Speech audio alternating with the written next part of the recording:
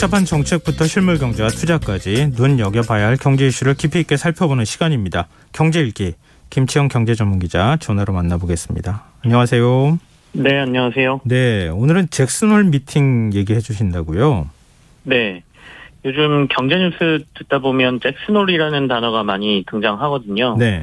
언뜻 들으면 뭐 커다란 강연장 같은 걸 말하나 싶기도 한데요. 홀이란 단어가 아마 뒤에 붙어 있어서 그런 것 같습니다. 네. 하지만 잭슨홀은 미국의 한 지역의 이름이고요.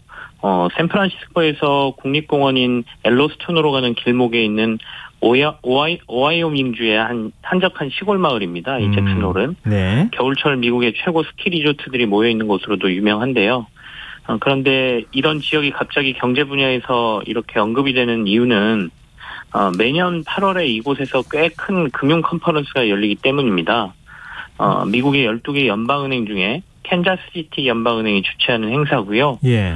주요 40여 개국 중앙은행 총재, 그다음에 뭐 재무장관 이런 사람들도 오고, 그리고 여기에 경제학자들이나 금융시장 전문가들이 모여서 경제정책 심포지엄을 열거든요. 이 행사를 저희가 이제 잭슨홀 미팅 이렇게 얘기를 하고 있습니다. 그럼 잭슨홀 미팅이 언제 시작되는 겁니까? 미국 시각으로 8월 25일부터 27일까지 3일 동안 열리니까요. 예. 지금 이 지역이 이제 25일 새벽이거든요. 예. 현재. 그래서 미국에선 날이 밝는 오늘 이제 행사가 시작되는 거고요. 다만 가장 관심이 큰 건 첫날이 아니라 둘째 날 행사입니다. 그러니까 26일이 되는 거죠. 현지 시각으로. 예. 제롬 파월 연준 의장의 연설이 이날 예정돼 있기 때문에 연준 의장이 이 행사에서 어떤 얘기를 하는지가 시장에서 지금 초미의 관심이고요. 현지 시각으로 8월 26일 오전 10시에 진행되니까 우리 시각으로 보면 아마 내일 밤 한 11시, 12시 이쯤이 될 것으로 보입니다. 이번 잭슨홀 미팅의 주제가 경제와 정책에 대한 제약 조건 재평가 이렇게 되어 있습니다. 뭐 말은 좀 어렵지만 네네. 결국에는 코로나19 때 우리가 어마어마한 돈을 풀었던 양적 완화 정책과 그 이후에 나타나고 있는 후폭풍이 이제 인플레이션이지 않습니까? 그래서 이 인플레이션을 잡기 위한 정부들의 정책, 다시 말해서 기준금리 인상과 관련된 얘기들을 한번 같이 나눠보자. 이런 게 주제라고 보시면 되겠습니다. 그러니까 우리 입장에서 보면은 미국이 앞으로 뭐 연준의 방향이든 미국의 금융 정책의 어떤 흐름들을 읽을 수 있는 그런 자리이기 때문에 우리가 관심을 안 가질 수가 없는 거죠. 네, 그렇습니다. 결국에는 금융 정책 당국자들이 뭐 글로벌의 중요한 인물들이 다 모여 있기 때문에 누가 어떤 얘기를 하더라도 뉴스거리가 좀 될 만하고요. 또 이런 상황에서 조금 글로벌 경제가 위기 상황이거나 좀 어려운 상황이라면 여러 가지 정책 공조 방향을 논하기도 하거든요. 금융시장에 딱히 큰 이슈가 없을 때는 뭐 이 정도까지 관심을 받는 건 아닌데, 다만 이 잭슨홀 미팅은 최근에 글로벌 금융시장이 매우 민감한 시기하고 딱 맞아떨어졌습니다. 올해 8월이. 인플레에 대응하기 위해서 미국이 금리를 공격적으로 올리고 있는 시기이기도 하고, 네. 얼마 전에 이제 빅스텝을 넘어서 자이언트 스텝까지 미국이 밟은 상태지 않습니까? 그런 와중에 물가 지표는 약간 정점을 찍는 모습을 지금 보여주고 있거든요. 네. 그래서 약간 조금 꺾였죠. 네. 그러다 보니까 한쪽에서는 그래, 금리 인상을 이렇게 급격하게 해서 정책 효과가 나타나고 있으니까 이제는 이 금리 인상 속도를 조금 늦춰도 되는 것 아니냐? 뭐 이런 의견들이 지금 나오고 있거든요. 네네. 또 다른 반대쪽에서는 물가 상승 속도가 이렇게 조금 꺾인 거 가지고 우리가 벌써부터 이 정책 기조를 바꿀 건 아니다. 여전히 물가 상승률은 높은 상황이기 때문에 이 당길 때 확 과감하게 당겨서 금리 인상을 한 번 더 강하게 해야 된다는 주장도 지금 동시에 같이 나오고 있습니다. 그래서 이제 제롬 파월 의장이 이번 잭슨홀 미팅에서 어떤 연설을 하느냐, 어떤 발언을 하느냐에 따라서 다음 달 이제 이번 달에는 미국이 FOMC 회의가 없었거든요. 네. 그러니까 다음 달 미국 FOMC 회의에서 연준이 어떤 결정을 내릴지 조금은 가늠해 볼 수 있다라고 사람들이 지금 생각하고 있는 것이죠. 지금 분위기는 어느 쪽으로 기울고 있어요? 매파 쪽인가요? 약간 최근에 분위기는 매파가 조금 목소리를 더 키우는 것 같습니다. 그러니까 사실 주식시장이 미국도 그렇고 국내 시장도 그렇고 지난달 말부터 지난주까지 꽤 좋았습니다. 상승폭이 생각보다 컸어요. 그래서 네. 실제 주간 기준으로 보면 미국 증시가 4주 연속 상승을 했었고요. 한 10% 정도만 더 오르면 사상 최고치를 또 한 번 넘어설 기세로 막 올랐거든요. 예. 그런데 이게 지난주 금요일부터 시장 분위기가 좀 확 바뀌었습니다. 물론 대외 환경을 보면 딱히 주식시장이 오를 만한 환경은 아니었기 때문에 상대적으로 꽤 많이 오른 한 달간 꽤 많이 오른 증시에 대한 약간 쉬어가기 장세의 모습일 수도 있고요. 또 다른 이유를 찾아본다면 잇따른 미국의 연준 인사들이 이 정도 물가지표 꺾이는 걸로 안심하지 말고 금리 더 강하게 올려야 되라는 경고성 발언들을 잇따라 내놓고 있었거든요. 예를 들면 닐 카시카리 매니아폴리스 연방준비은행 총재가 네. 물가 상승세가 예상보다 길어질 가능성이 가장 두렵다. 물가 상승세가 둔화하고 있다는 명백한 증거가 없기 때문에 연준이 긴장을 풀면 안 된다. 뭐 이렇게 말하기도 했고요. 뭐 조금 유명한 제임스 블라드 세인트루이스 연방은행 총재는 인플레이션이 매우 높아서 기준금리 인상하는 것이 합리적이다.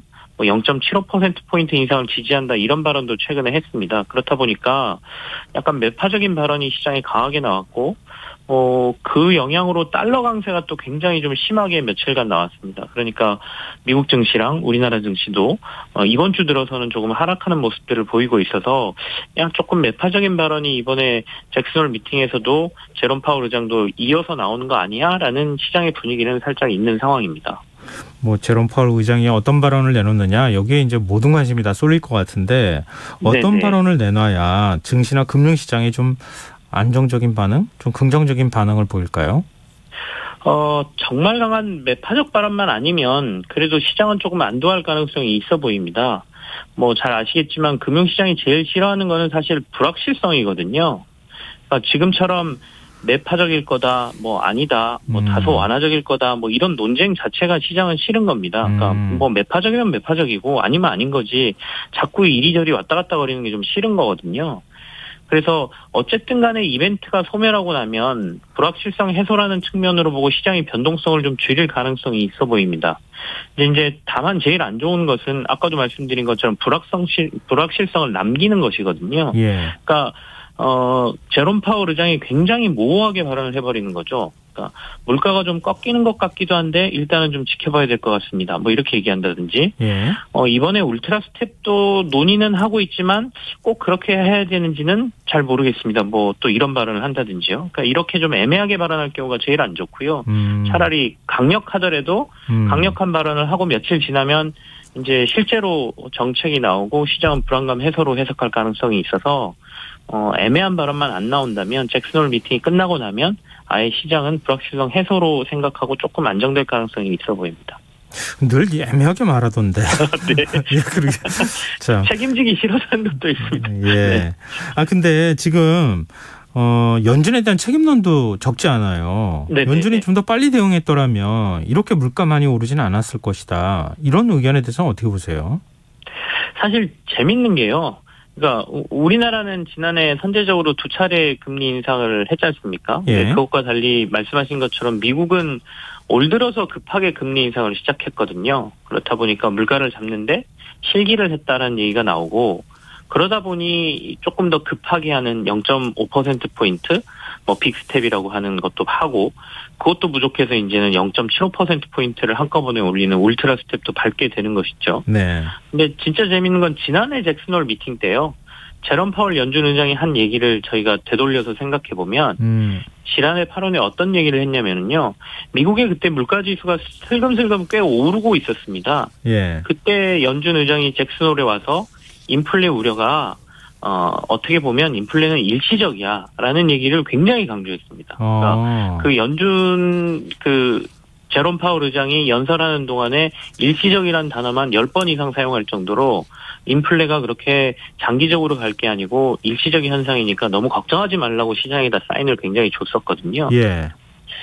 근데 이제 코로나 상황이 어느 정도 진정이 되고 갑작스럽게 경기 상황이 좋아지면서 그 당시가 이제 공급망 이슈가 불거지고 시간이 지나면 조금 해결되고 그렇게 되면 물가 상승률도 좀 진정될 거라는 게 이제 제롬 파월 의장의 논리였는데 네.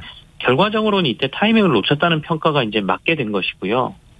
그런데 또 만약에 러시아하고 우크라이나 전쟁이 그 사이에 일어나지 않았다면 제롬 파월 의장 말대로 됐을지도 모르죠. 미국도 우리도 물가 상승에 지금 가장 큰 영향을 미친 게 어떻게 보면 원유, 천연가스, 에너지 가격이지 않습니까? 네네. 그렇다 보니까 가장 큰 변수는 우크라이나와 러시아의 전쟁이었던 것 같고 결국엔 이것까지 나오면서 제롬 파월 의장이 그 당시 잭슨홀에서 일시적인 물가 상승이라고 했던 것은 틀린 판단이 돼버렸고 지금은 실기했다라는 비난을 좀 받고 있는 것이어서 지난해 이 잭슨홀 미팅에서 했던 잘못된 발언이 올해는 또 어떤 발언을 할지 시장에서 이제 비교해서 보게 될 것 같습니다.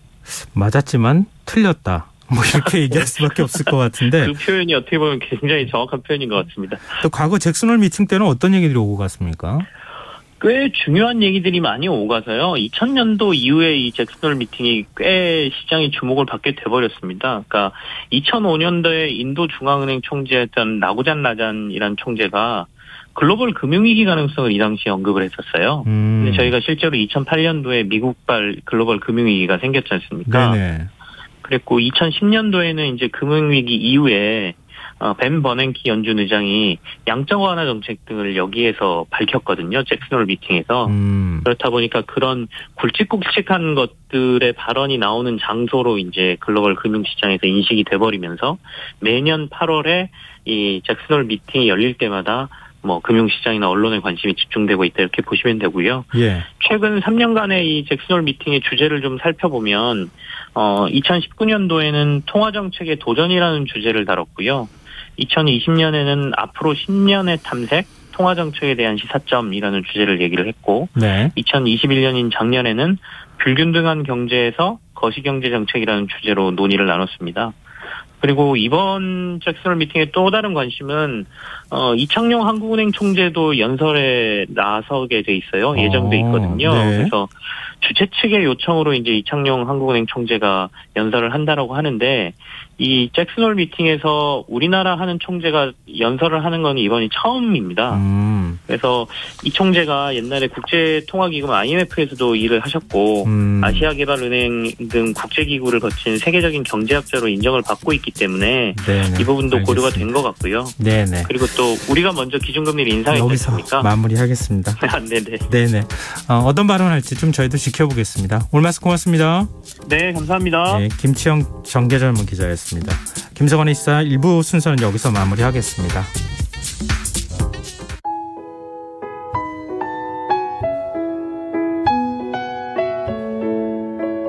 경제적인 어려움에 처한 위기 가정들이 늘고 있습니다. 복지 사각지대에 처해 있는 가정들을 미리 찾아서 지원하고 위기로부터 구하는 일이 시급한데요.